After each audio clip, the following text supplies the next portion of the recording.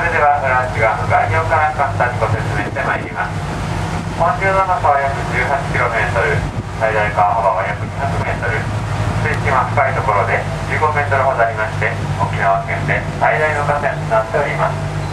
しかしながら今から向かう8キロ上流とこの辺りとの高低差は80センチほどしかありません。つまり1キロ遡りましても10センチほどしか上がっておりません。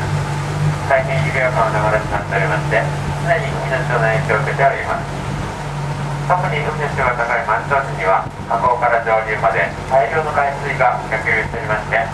この辺りは淡水と海水が常に混じり合った一世紀と言われる特別な環境になっております。先手が近くにマングローブの林が広がってまいりましたけども、マングローブというのは